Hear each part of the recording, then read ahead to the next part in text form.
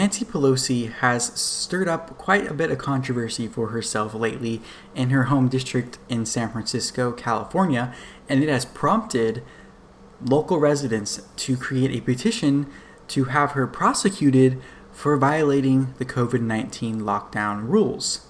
Now, I'm going to give you some of my thoughts on this, on why I don't agree with prosecuting her, but I do have some ideas of what should happen as a result of her breaking the rules that she wants others to follow. If you haven't heard the story yet, Nancy Pelosi went to get a blowout at a salon in San Francisco, and it was in violation of the city's rules for COVID-19.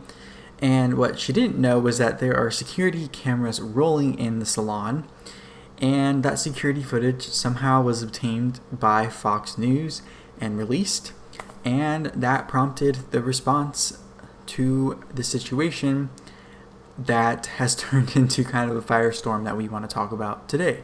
So let me first start by saying I do not think that she should be prosecuted for breaking these COVID-19 lockdown restriction rules, whatever. One, because I don't agree with the rules anyway, so I don't actually care that she broke them. The problem is that she has been telling other people to follow them. I personally have not been telling people to follow them because I think they're stupid. But here's what I think should happen. I think the compromise should be, well, if Nancy Pelosi isn't following the rules that she wants other people to follow, then those rules should be lifted. So I think all the COVID-19 lockdown orders should be lifted. Any of the restrictions for businesses, gyms, whatever, should be lifted. I think she should actually apologize to the salon owner because she threw her under the bus. She basically tried to say the salon owner set her up in some elaborate scheme to expose her for who she is. Well, first of all, one thing I've been saying since this story broke is if she's falling for a setup by a salon owner, how are we supposed to trust her, the Speaker of the House, the basically third most powerful person in the country, to handle sensitive information that deals with our national security as a country? Just a thought.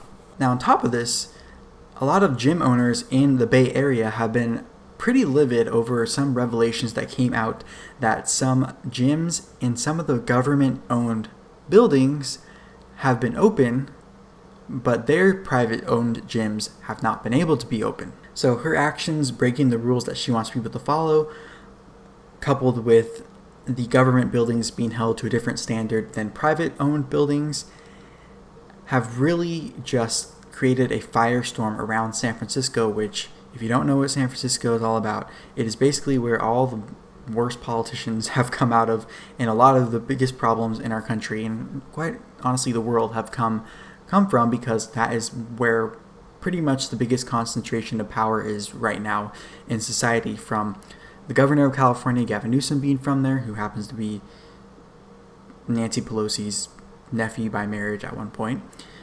Kamala Harris is from there, who is a senator for California, but now vice presidential candidate with Joe Biden. Senator Dianne Feinstein of California is from there. Like I said, Nancy Pelosi, Adam Schiff, Eric Swalwell, who was a candidate for president a few months ago. A lot of the swampy people come out of San Francisco. I call it the swamp of the West.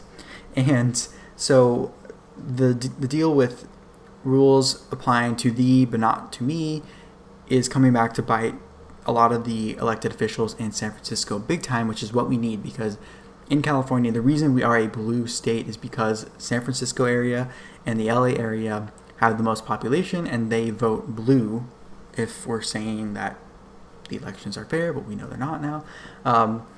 And I think this is the first sign we're seeing of people waking up where they need to wake up for us to swing California into the other territory, meaning turning it from blue to red, from Democrat dominant to Republican dominant, because people are waking up to this, and I think this will risk her winning her re-election bid.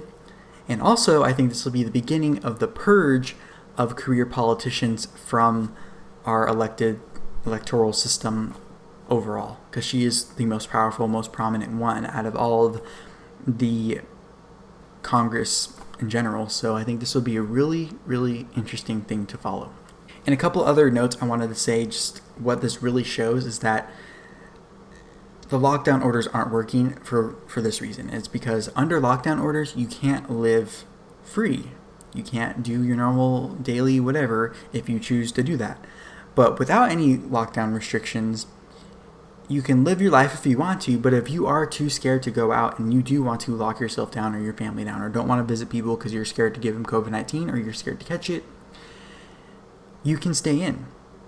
That's the beauty of not having any restrictions, is you get to decide what you want to do. If you feel like you owe it to the world to stay home and not spread this, then you can do that. But it doesn't work the other way when there are restrictions, if that makes sense. And this is the same argument I apply to socialism versus capitalism. In a capitalistic society, you can live as free as you want, essentially, and you can live as imprisoned as you want. Both can happen in a capitalistic society. But in a socialist society, you can't live as a capitalist. You can't live free. You have to live under that socialism construct of the economies. So before we wrap up, let me know what you think in the comments section below about this whole situation. Did it change your opinion on Nancy Pelosi? Are you from San Francisco and maybe you've changed your vote? I don't know. Let me know. But along these same lines of people losing their marbles and these older career politicians kind of going off the rails at this point, make sure to check out the video I posted yesterday about Joe Biden's mental state. It was a little bit more serious than this story. So if you want to check it out, make sure to check it out right here. And if you haven't already, make sure to subscribe to this channel right down here to make sure you see videos every day that I post. So with that said, thank you so much. Head to the comments, give this video a like as well, and I will talk to you tomorrow. Bye-bye.